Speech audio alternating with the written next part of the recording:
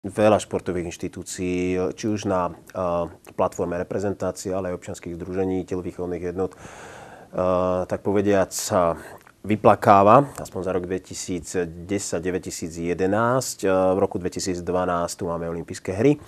Predsa len celkovo asi budeme musieť v štáte zmeniť financovanie športu.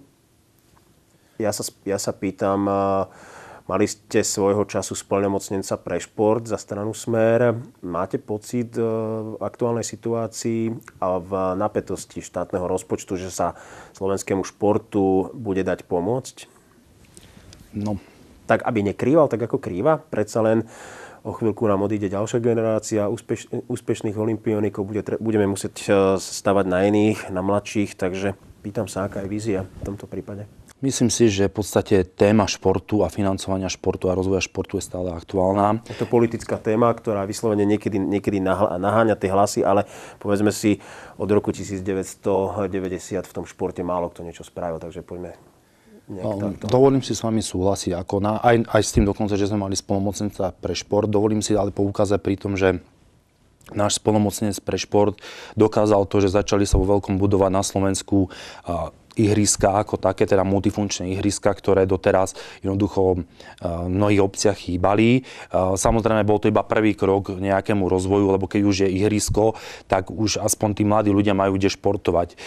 Čiže to bol prvý krok. Samozrejme, nie je to riešenie, ktoré vyrieši problém športu ako takého, lebo sú rôzne športy, ktorých máme veľmi dobré výsledky, ako je napríklad arm wrestling, ale jednoducho nie sú olympijskými športami a nie sú financované a pomaličky, i keď máme reprezentantov, ale jednoducho nástup ďalšej športovej generácie chýba, alebo jednoducho nie je to financované a nie je z čoho vychovávať ďalšiu športovú generáciu. Je to väčšinou skôr iba na báze dobrovoľnosti, aktivít a koníčkov, ktoré potom financujú aj títo aktívni športovci a vychovávajú vo vlastnej réžii v rámci svojich možností, svojich nástupníkov, i keď v malej miere.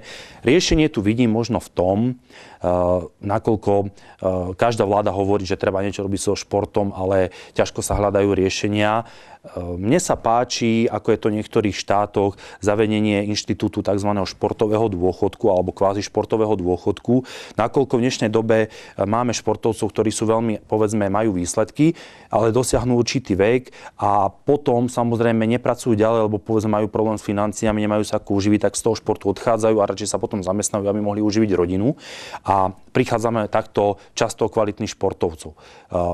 Tu tento športový dôchodok ako taký bolo by to možno niečo asi v tom zmysle, že keď niekto by mal status profesionálneho športovca alebo aktívneho športovca, aby reprezentoval či už región, alebo kraj, alebo Slovenskú republiku na vrcholových športových podujatiach, alebo na tých nižších v rámci, povedzme, Slovenskej republiky, alebo v rámci teda stredoeurópskeho priestoru, tak by mal nejaký prísun, tak ako je to, povedzme... Istý prísun financií. By mal istý prísun financií, tak ako je to, povedzme, pri výsluhových dôchodkoch. V súčasnosti máme, povedzme, profesionálnych vojakov alebo policajtov, ktorí keď určitý čas strávia v polícii alebo pri armáde, doteraz to bolo tuším 15 rokov, tak majú nárok za tú ich prácu na ten výsluhový dôchodok a môžu sa aj ďalej zamestnať. Ja sa chcem spýtať, máme v rámci napríklad ministerstva obrany, ministerstva vnútra profesionálnych športovcov. Nie všetci budú mať samozrejme možnosť vstúpiť napríklad do Dukly alebo do ŠKP. Predsa len sú tam určité tabuľky. Čo s ostatnými? Kde ich chcete zaradiť, keď chcete vytvoriť určitý status profesionálneho športovca, ktorý by mal fungovať na tej reprezentačnej profesionálnej úrovni minimálne tých 15 rokov, tak aby si ten výsluhový dôchodok zaslúžil? Tak ak by sme hovorili o tom športovom dôchodku ako nejakom výsluhovom dôchodku, tak vidím tu riešenie v dvoch rovinách. Jedna rovina by súvisela s tým, že máme vytvorené pri ministerstve školstva jednu inštitúciu, Národné športové centrum, ktorá ak by sa trošku pretransformovala a zmenila, tak by teoreticky ten status registrovaného športovca, od ktorý by získaval ten športový dôchodok, mohol plynúť cez ňu, ale samozrejme za určitých podmienok, alebo by to zostalo, povedzme, tejto rovine, ako to je teraz, že tí športovci sú registrovaní aj v rámci určitých občianskych združení, určitých asociácií, ale by mali status aktívneho športovca, alebo teda profesionálneho športovca, dá sa o tom ešte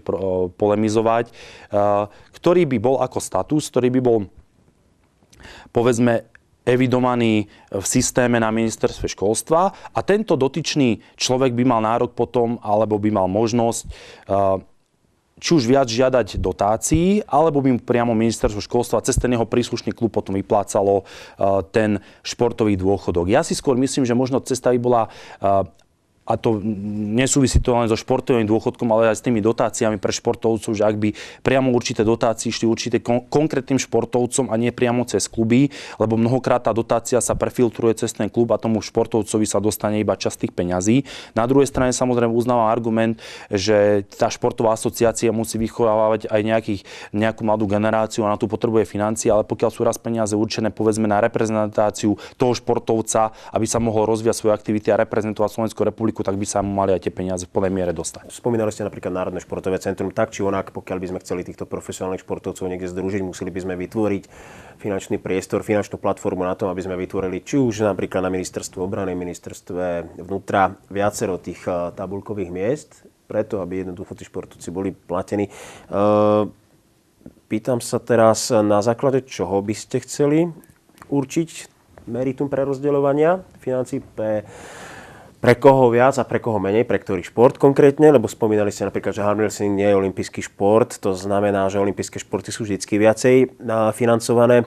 A druhá vec je a týka sa samozrejme samotných finančných zdrojov, kde zobrať, odkiaľ zobrať na ten šport, na to financovanie. Preto stále sa hovorí, vrajme za tých 20-22 rokov, že športovci nám robia reklamu, pritom v súčasnosti sú podľa viacerých poddimenzovaní.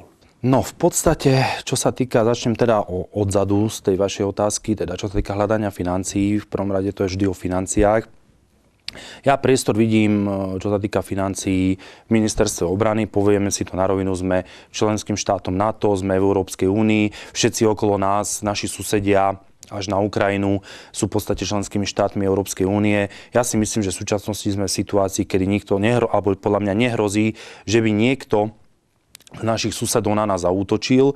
Čiže ja vidím ten priestor, že časť alebo nejakú finančnú rezervu vidím v priestore Ministerstva obrany Slovenskej republiky a jeho rozpočtu. Ja si nemyslím, že musíme mať v určitých oblastiach najmodernejšie zbranie, ktoré aj tak nemáme šancu použiť z toho dôvodu, lebo jednoducho nemáme na to vyškolených vojakov, alebo jednoducho nemá zmysel mať, myslím, 6 alebo 7 stíhačiek, kebyže na nás niekto zaútočí z toho dôvodu, že 6-7 stíhačiek veľmi nepomôže, a zvlášť keď nie sú zasa peniaze ministerstva obrany na to, aby naši letci nalietali toľko hodín, koľko majú povedzme nalietané v rámci NATO alebo Spojených štátov. Čiže práve na to súvisí to NATO, kde platíme rôzne členské príspevky a platby, ktoré by nemali skončiť iba s tým, že zaplatíme a potom ideme na nejakú misiu, ktorú aj tak ešte platíme a hrdíme sa, že sme na to.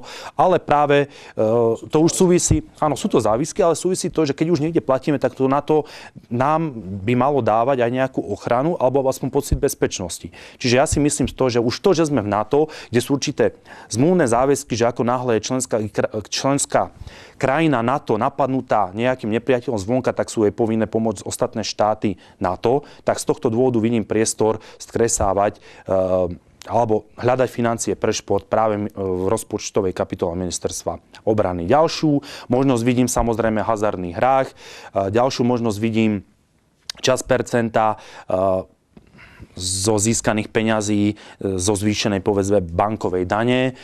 Ďalší priestor vidím možno reformovať systém odovzdávania 2% dane, teda daňovej asignácie ako také, že možno by sa určilo, že priamo občan, ktorý teda v daňovom priznaní vypisuje, že komu chce dať tie 2% dane, ako taký by mohol, už aj teraz má síce možnosť vybrať si športovú organizáciu, ale že by sa to povedzme zúžil ten okruh oprávnených subjektov, ktorí sú zaregistrovaní na 2% dane, teda podľa predmetu činnosti povedzme iba na tie oblasti, ktoré potrebujeme rozvinúť. Čiže ja nie som ekonóm, ale priestor, kde by sa dali hľadať financie, sa vždy dá nájsť. Na druhej strane povedzme si na rovinu, keď sú rôzne projekty tak predražené, to je jedno za ktorej vlády, tak vyzerá, že tie peniaze vždy, keď sa na niektoré projekty, dám príklad Branisko, dokázalo nájsť viac peňazí, ako bol pôvodný rozpočet na ďalšie projekty, znova to isté, tak nehovoriac o tom, že každý rokom sa hovorí predaj emisí, no tak keď predaj emisí, dobre, tak emisie sa budú predávať iným štátom, časť za nejakú sumu, tak aj z toho vidím priestor, že by mohlo ísť potom do športu, po prípade do vzdelania ako takého. Čiže priestor je stále nejaký a čo sa týka fungovania športovcov ako takých, v súčasnosti vidím priestor, buď by zostal ten systém tak, ako je zachovaný, s tým, že by sa vytvoril, teda ako som povedal, že by sa transformovalo to Národné športové centrum, odkiaľ by išiel povedzme ten športový dôchodok pre aktívneho profesionálneho športovca, ktorý nás reprezentuje. Na druhej strane zasa dovolím si poukázať, máme rôzne športy, ktoré nie sú síce olympijskými športami, ale naši športovci majú v tom oveľa väčšie výsledky a lepšie výsledky a robia nám lepšiu reklamu ako pri niektorých olympijských športoch, kde máme povedzme horšie výsledky. Čiže možno nehľadiť iba na to, že čo je olympijský šport a čo nie je olympijský šport, ale pozerať pri financovaní jednotlivých typov športov aj podľa výsledkov. Čiže prečo nechať zaniknúť šport, v ktorom máme nádherné výsledky, dám príklad arm wrestling, alebo povedzme príklad ja neviem, je to rôzne. Rýchlosti ma napadá. Kulturistika napríklad. Kulturistika, ktorí nie sú povedzme, alebo stále bojujú o to, aby sa stali olympijskými športami, tak ich podporme, nech nezaniknú.